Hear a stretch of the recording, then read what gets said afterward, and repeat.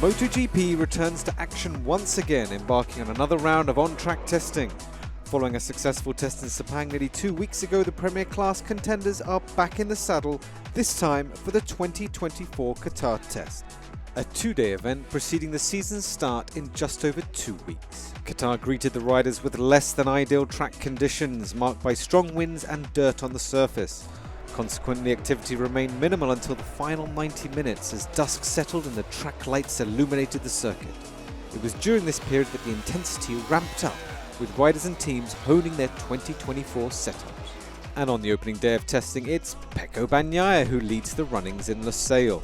Title rival Jorge Martin is close behind him, with Aleix Espargaro closing out the top three.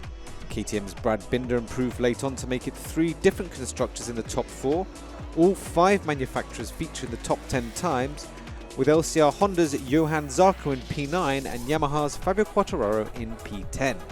With 90 minutes remaining, Pecco ventured out onto the track with the full 24 spec bike, and the impact was immediate. The reigning world champion swiftly claimed the top spot with a 10th to spare before pushing further to set a remarkable 152.040. With the 24 engine already confirmed, Ducati have been able to concentrate on comparing the 23 and 24 fairings and exhaust systems. Pecco's teammate Italian Enea Bastianini concluded the first day in Qatar in 8th position in the timesheets. With Franco Morbidelli remaining sidelined as he continues his recovery from a testing crash in Portimao during pre-season, it was left to his teammate Jorge Martin, with just 1 hour left on the clock, to post an impressive 152.260 lap time that put him at the second fastest time. Meanwhile, at Gresini Racing, 8-time world champion Marc Marquez is still acclimatizing himself to the new manufacturer and could only manage the 16th fastest time on the GP23 as he finds his footing. Meanwhile, brother and teammate Alex Marquez claimed the title of fastest Gresini rider of the day, securing 7th place behind Maverick Vinales.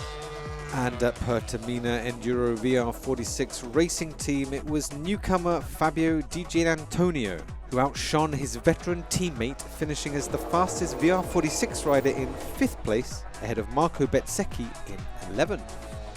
At Aprilia, Maverick Vinales' quest for a satisfying feeling with the 2024 RSGP persists as Top Gun experiments with both older and new tail units. On day 1 in Qatar, Aprilia focus on refining their race setup and testing new aerodynamics. Their new engine is slated to debut at Qatar Round 1, with the team suggesting it will bring only minor enhancements rather than significant changes. And despite mildly differing opinions among the two riders, the team remains confident in their improved package for 2024.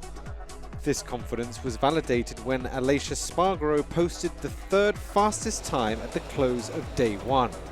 Clocking in a 152.332, 2/10 quicker than his teammate, who secured the 6th fastest time. Over at Trackhouse Racing, Raul Fernandez, who had to cut short his Sepang test due to a heavy crash, was declared fit for day 1 here in Qatar, and in an impressive display he even topped the timesheets for a period, a remarkable feat considering he was only declared fit earlier today. Meanwhile, teammate and Portuguese star Miguel Oliveira encountered challenges with the new 2024 package, finishing at the bottom of the timesheets alongside Pirro and Crutchlow. It seems KTM is fine-tuning the 2024 setup, with South African Brad Binder emerging as the fastest KTM, securing 4th place with a time of 152.336. As for teammate Australian Jack Miller, he had a crash at turn 6 but managed to rejoin the action and ultimately finished with the 14th fastest time.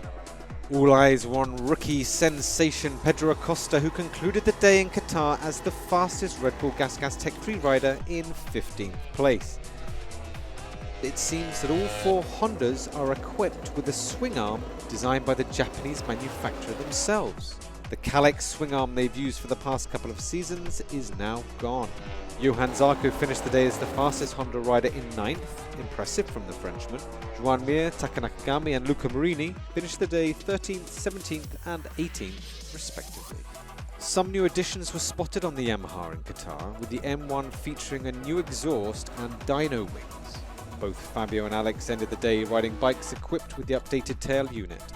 Fabio Quartararo finished the day as the fastest Yamaha rider with a 10th fastest time, while teammate Rins trailed further down the timesheets in 19th place. That's a wrap then on day one here in Qatar.